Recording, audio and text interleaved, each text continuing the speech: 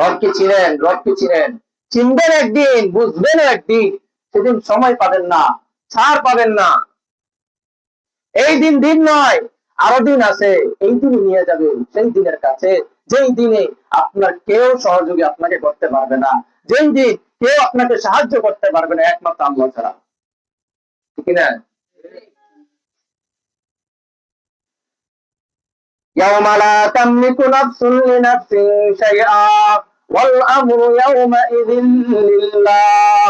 আল্লাহ পাক রব্বুল আলামিন বলেন, সেদিন, যেদিন কেউ কারো উপকার করবে না, কেউ কাউকে সাহায্য করতে পারবে না, সেদিন সমস্ত ফয়সালা করার দায়িত্ব আমি আল্লাহর হাতেই থাকবে।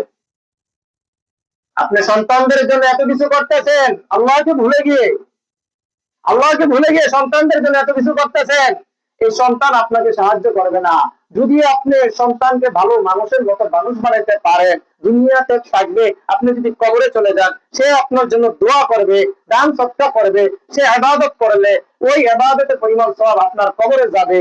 এইভাবে কাজে লাগবে সন্তান, কিন্তু পরকালে কেউ কাউকে সাহায্য করবে না। কিয়ামতের ময়দানে কেউ কাউকে সাহায্য করবো? হ্যাঁ, কেউ করবে না। يوم يفر المرء من أخيه وأمه وأبيه وصاحبته وبنيه।